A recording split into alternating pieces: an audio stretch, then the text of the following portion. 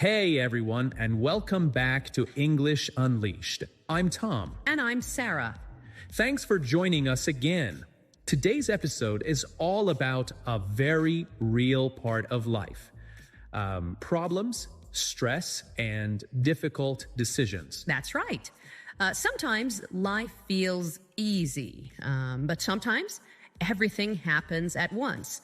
Work problems, big decisions, small annoyances. It can feel like a lot. And today, we're going to show you the English you need to talk about those moments. Here is how today's episode will work. First, we'll listen to a short conversation between two friends, Emma and Josh. They will use real everyday English, and you will hear lots of useful phrases about, stress, confusion, and making tough choices. Then, after the dialogue, Tom and I will explain each important word and phrase slowly and clearly. We will tell you what it means, give you simple examples, and even share some personal stories to help you remember them better. And remember, don't worry if you don't catch everything the first time.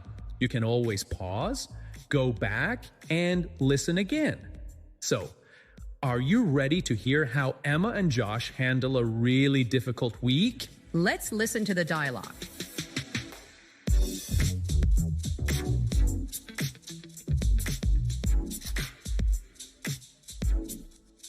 Josh, honestly, my brain is a total mess today. I feel like I'm in a muddle. Nothing is clear in my head. Everything feels mixed up. Oh no, Emma. What's happened? Something at work? Well, work and also just life in general. Right now, I'm facing a huge dilemma. I got 2 job offers. Both are good in different ways, but I can't decide. Wow, that's big. What are the jobs like? Well, one job pays really well.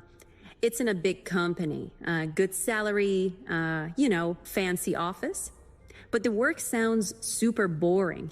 Just spreadsheets and reports all day. Not very exciting. Exactly.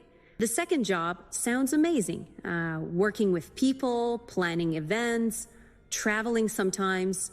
I think I would love the work. But the pay is much lower. So now I'm in a dilemma. Money or passion? Stability or happiness? Classic dilemma. That's a hard one. It really is. And on top of all that, my current job is making things worse. They keep giving me more and more tasks. No extra pay, no help. I feel like I'm in a tight corner. Like I can't move in any direction without problems. That's horrible. You know, small problems like losing your keys or missing a bus, those are mildly irritating. Annoying, but you get over it. But what you're dealing with sounds intensely annoying. It's the kind of stress that stays inside you all day. Yeah, every tiny thing now makes me crazy. Someone at work left dirty dishes in the kitchen, and I almost cried about it. It's like my patience is completely gone. Honestly, sometimes I just want to take a back seat. Stop trying to fix everything. Let someone else deal with the mess. Yeah, and that's okay sometimes. You don't always have to be the one in charge. Sometimes, stepping back helps you breathe again. Maybe you're right. And I'm trying to stay positive. I keep telling myself, maybe I'm starting to see the light at the end of the tunnel. Like, maybe this crazy time will end soon. I believe it will. You are strong, Emma. But you're right. You have to make a decision soon. Otherwise, you might come to a dead end where neither job is available anymore. Exactly. That's my big fear. If I wait too long, I lose both options and be stuck in the same old miserable place. So maybe first step, get to the bottom of things. Really find out the truth about both jobs. Ask hard questions. Talk to people who already work there. Get real answers, not just what they tell you in interviews. Good idea. I'll email both companies, maybe even call someone who works there. I want to know what a real day at work looks like. Exactly. And you also need to get a grasp of what matters most to you. Yeah, like I need to sit down and really think. Is it better to have more money but feel bored every day? Or have less money but feel excited and proud of what I do? Exactly. No one can tell you the right answer, but once you get a grasp of what your heart really wants, the decision will be easier. Thanks, Josh. Honestly, just talking about it is helping me already. My brain still feels a bit muddled, but at least I see a way forward now. Good. You're doing the right thing. Take your time. Ask questions. Listen to yourself. You are stronger and smarter than you think, Emma. Thanks. I really needed to hear that today. Anytime. That's what friends are for.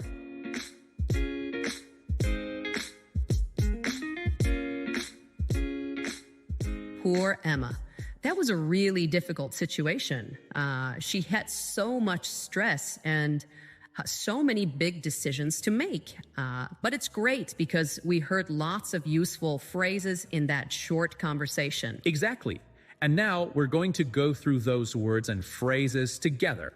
Let's start with the very first thing Emma said. She said she was in a muddle. Now, when you're in a muddle, it doesn't just mean you're busy. It means your mind feels totally messy. You're confused. You don't know what to do first. Everything feels mixed up. Exactly. It's like when you have so many thoughts and tasks flying around that you can't even decide what's important anymore. I remember last year when I moved to a new city. It was crazy. New flat, new job, new neighborhood. I was totally in a muddle for weeks. One day, I tried to go grocery shopping, and I ended up walking in circles for almost an hour because I couldn't find the supermarket. And then I realized I had left all my important papers at home. Passport, ID, everything. It felt like my brain had just stopped working. That sounds just like me when I started my first teaching job. I remember waking up at 5 a.m., trying to get everything ready. Lesson plans, books, coffee, and I would always forget something. One day, I even left my house wearing 2 different shoes. I was so in a muddle that my students noticed before I did. It's that feeling where your body is moving, but your brain is running 10 minutes behind. Exactly. And it's important to know being in a muddle doesn't mean you're lazy or bad at your job. It just means life has given you too much at once, and your mind needs time to catch up. Yeah, it happens to everyone. And it's a really natural, friendly phrase. You can easily say things like, I'm in a muddle. I don't know where to start. Or, she's in a muddle because she has 5 deadlines this week. It's a little funny sometimes when you say it about yourself or friends. Absolutely. And it's a lot nicer than just saying, I'm confused. It shows that you're overwhelmed, but in a way that people can understand and even smile about.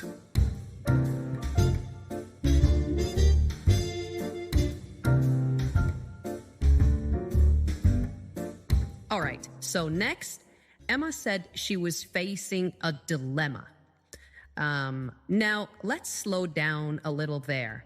A dilemma is when you have 2 choices, but neither one is easy. It's not like you have one good choice and one bad choice. It's that both choices have something good and something bad. And when you're facing a dilemma, it's really hard to decide. Yeah, And what's interesting is a dilemma doesn't always have to be about big life things. Sometimes it's big, like moving to a new country or staying home. But sometimes it's small, like choosing between two birthday parties when they are on the same night. Yeah, true. But big or small, dilemmas always make you feel stressed because you don't want to make the wrong decision. I still remember one of the first big dilemmas I had. I was just finishing university and I got two offers. One was to work at a famous company in London. Really exciting. Everyone would be impressed. The other was to stay close to home at a smaller company. But I would have more time for my family and my hobbies. I cried about it one night. It felt so heavy because whatever I chose, I knew I would miss something important. I know that feeling too well, Sarah. When I moved abroad for a teaching job, it wasn't easy either. I loved my family and my friends. I didn't want to, leave them. But at the same time, I really wanted an adventure. I was totally facing a dilemma for weeks. I even made a big list, pros and cons. But the list didn't help much because my heart and my head wanted different things. Exactly. That's another thing. Sometimes your head says one thing and your heart says something else. And that's what makes a dilemma so hard. It's not just logic. It's also emotions. Yeah, and sometimes people around you will give you advice, but it doesn't always help.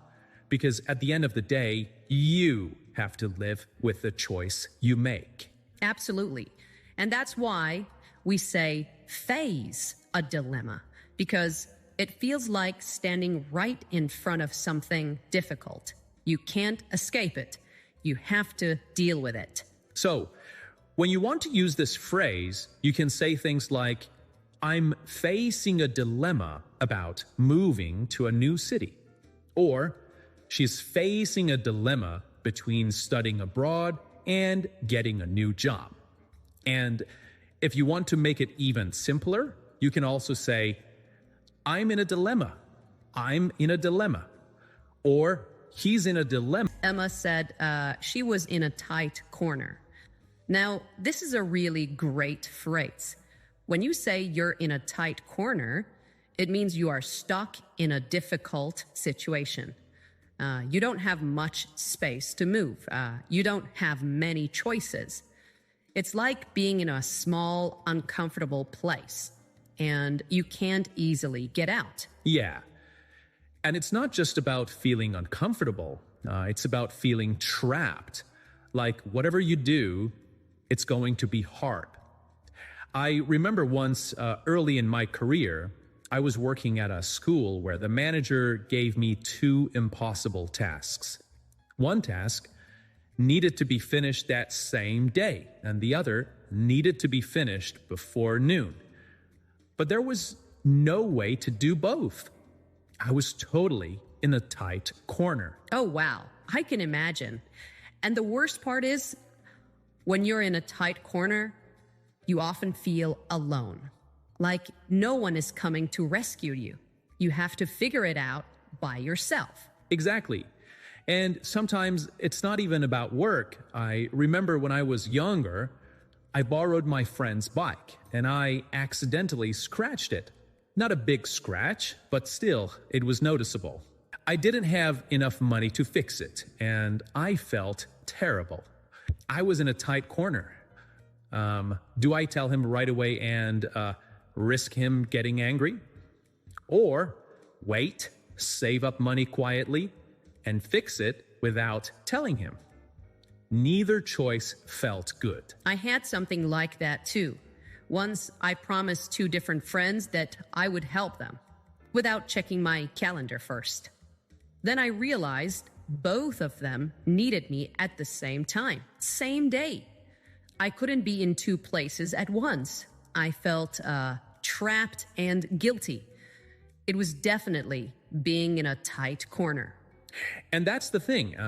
When you're in a tight corner, you usually feel stressed, guilty, and pressured all at once.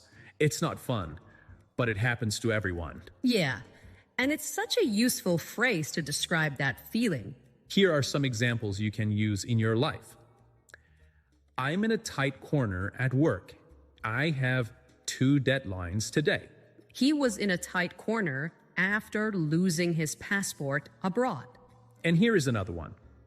She is in a tight corner because she promised too much to too many people. And you don't even have to explain everything. Sometimes just saying, I'm in a tight corner, helps people understand that you need a little patience or support. Absolutely. It's a simple but powerful way to ask for understanding when life feels really difficult.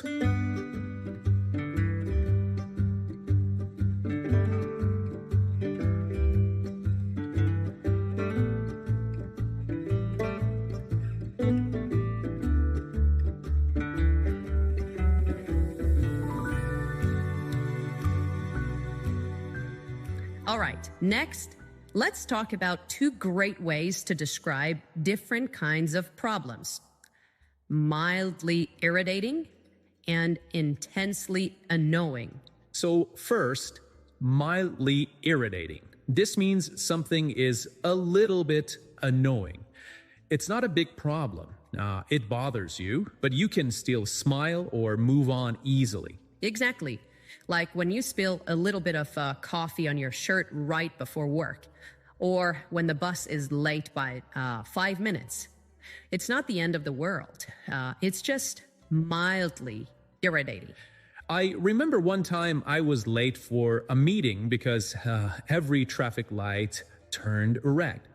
Every single one. It wasn't a disaster, but it was definitely mildly irritating. I remember sitting there in my car just laughing because it was so silly. Yeah. Or like when your phone battery dies just before you take a perfect photo. Not a huge problem, just enough to make you sigh and say, oh, come on. Exactly. Now, on the other side, we have intensely annoying. And this means something that really makes you angry or very, very frustrated. Yeah, intensely annoying is when a small thing keeps happening again and again, or when it feels personal, like it's attacking your peace of mind. For example, once I lived in an apartment building. My upstairs neighbor played really loud music at 2 a.m. every night for a week. At first, it was just mildly irritating. But after the 3rd night, it became intensely annoying. I couldn't sleep. I was so angry. I actually bought earplugs. Oh no, I had something like that too.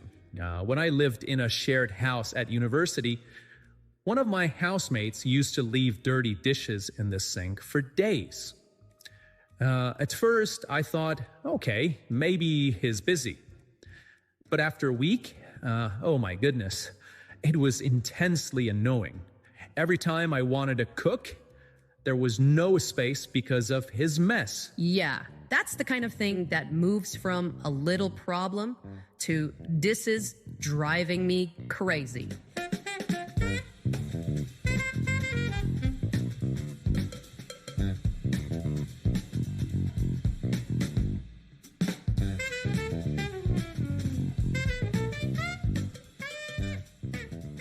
All right, now let's talk about another really useful phrase: to take a back seat. Yeah. When you take a back seat, it means you stop trying to lead, stop trying to control everything. You step back and let someone else take charge. It's like being in a car. The driver is at the front, making the decisions. If you take a back seat, you're just sitting and watching, not driving. Exactly. And you know, sometimes it's not because you're lazy or you don't care. It's because you're tired or you feel like someone else can handle it better for a while. and that's okay. Totally. I remember when I was planning a big family party a few years ago. At first, I was trying to organize everything: the food, the decorations, the music, even the parking. It got so stressful that I couldn't enjoy anything. So one day I said, that's it. I'm going to take a back seat. And I just helped where they needed me. And honestly, the party was better because I wasn't trying to control everything. I love that. I had something similar too. When I was working on a big group project at university, at first I tried to manage the whole thing. When we were meeting, writing emails, all of it. But it got too much. I was stressed. I was cranky. And the team wasn't happy either. So I decided to take a back seat for a while. I let someone else lead the next meeting. I still helped, but I wasn't the boss anymore. And you know what? Everything went more smoothly after that. So when you use this phrase, it's a way to say, I'm letting others lead now. Or I'm giving myself a little rest from making all the big decisions.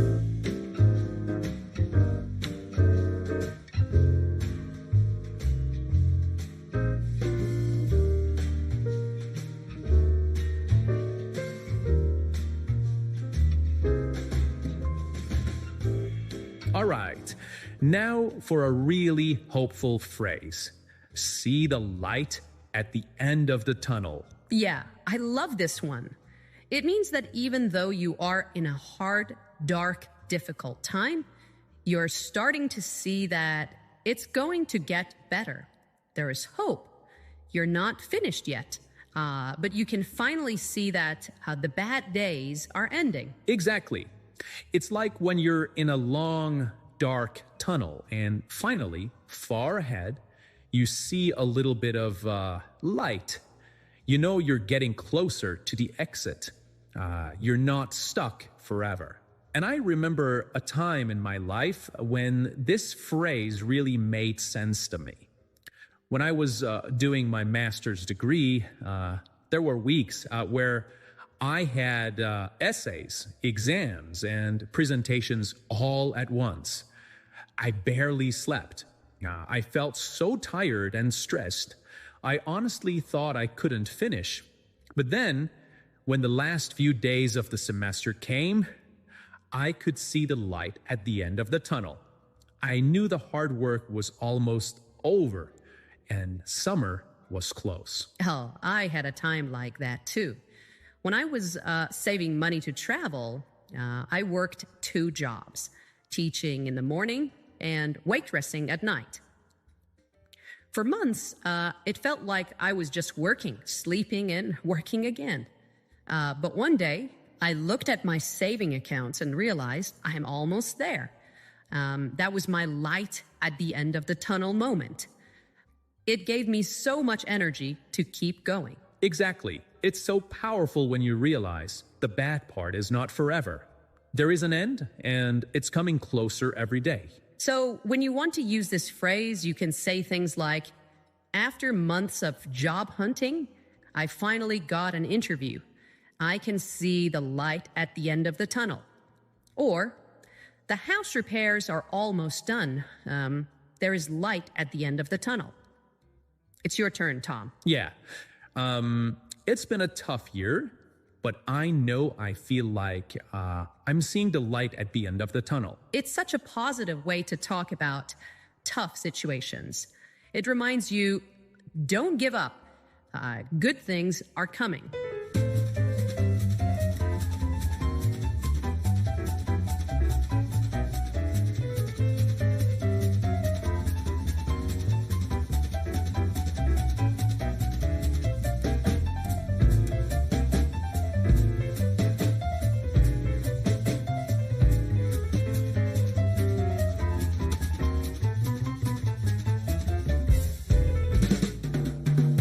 All right, now let's talk about a phrase that feels a little heavier.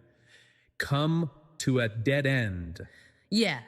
When you come to a dead end, it means you can't move forward anymore. You've reached a point where there are no more options. It's just like when you're driving down a road and suddenly the road stops. There's no way forward, no way to continue. You have to stop and turn around. Exactly. And in life, this happens too. You might be working on a project or chasing a dream, and after a while, you realize it's not going to work. You have come to a dead end. I remember once I spent months trying to organize a study trip for my students. I emailed companies, talked to schools abroad, tried everything.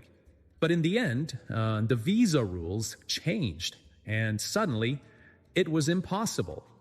No matter how hard I tried, I couldn't fix it. I had come to a dead end. It was over. That must have been so frustrating. I had a similar experience when I tried to learn how to code. At first, I loved it. Learning websites, little apps, things like that. But after a few months, I realized it just wasn't for me. I wasn't excited anymore. I wasn't improving. I wasn't happy. I had come to a dead end with it. And it was okay. Sometimes you realize you need to change direction. Exactly. Coming to a dead end doesn't mean you failed.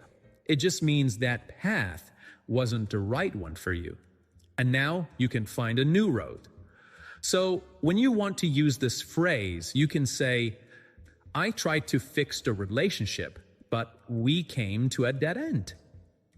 Or, after months of trying, the company realized they had come to a dead end. Or, sometimes, you have to accept when a project has reached a dead end. It's a little sad when it happens, but it's also a new beginning. A dead end means it's time to look for a new path.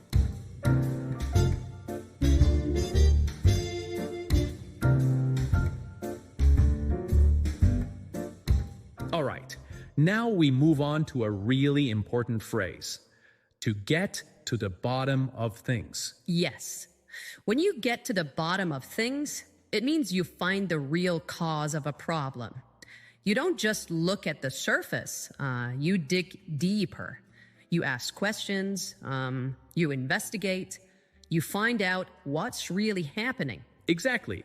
It's like when there is a mystery or a problem and you don't just guess. You really want to know the truth, the real story. I remember once at school, our team's project kept getting bad marks. We thought we were doing okay, but something wasn't right. At first, we just said, the teacher is too strict. But then we decided to get to the bottom of things. We asked the teacher for feedback. It turned out we weren't following the instructions exactly. We were missing small details. Once we understood that, we fixed it, and our grades went up. That's a great example, Tom. I had something like that too when I was working at a language school. Suddenly, a few students stopped coming to class. At first, we thought maybe they were just lazy. But the manager said, let's get to the bottom of things. We called the students and asked them. It turned out the problem was with the bus schedule. The bus times had changed, and it was hard for them to get to school. Once we knew that, we helped organize carpooling, and the students came back. See, if we had just guessed, we would have blamed the wrong thing. But by getting to the bottom of things, we found the real answer. Exactly. So you can use this phrase anytime you want to say, I'm not just guessing, I'm finding the truth.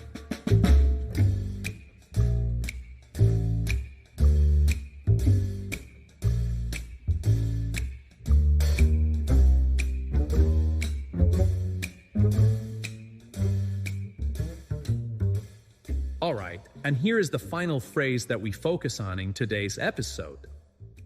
To get a grasp. Now, when we say we need to get a grasp on something, it means we want to really understand it. Not just a little bit, but properly, clearly, fully. You want to have a good, strong understanding. Yes. It's like when you first hear about something new and you feel lost. It's all blurry. But after you read more, listen more, and practice a little, you get a grasp on it. And suddenly, it makes sense. Exactly. I remember when I first started learning to drive. At the beginning, everything felt so confusing. You know, the pedals, the mirrors, the road signs. I couldn't even imagine doing all of it at the same time. But after a few weeks of practice, it started to click. I started to get a grasp on driving, and I thought, okay, I can actually do this. Oh, that's such a good example, Tom. I had something like that when I first learned how to teach English grammar. In the beginning, it was so hard. All the rules, the tenses, the exceptions, it felt impossible. I could copy the rules from the book, but I didn't really understand them. It wasn't until I actually started teaching real students, answering real questions, that I finally got a grasp of it. And it felt amazing. I felt confident for the first time. Yeah, it's that moment where your brain says, now I understand. It doesn't feel heavy anymore. It feels lighter. Exactly. And getting a grasp doesn't happen in one day. Sometimes it takes days, weeks, even months. And that's totally normal. Yeah, and it's so important not to give up. Because at first, everything feels difficult. But little by little, you get a grasp. You start to feel stronger and more in control.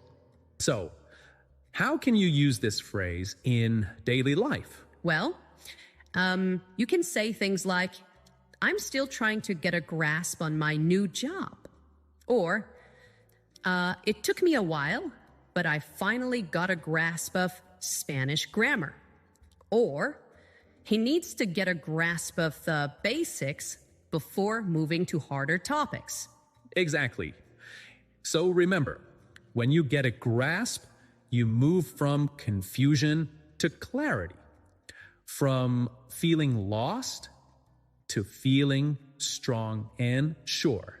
And that brings us to the end of today's episode. We really hope you enjoyed exploring all these powerful expressions. Thanks for being with us. And until next time, keep practicing, keep smiling, and keep learning. This has been English Unleashed. Your spice to grow with real, natural English. See you next time. Bye for now.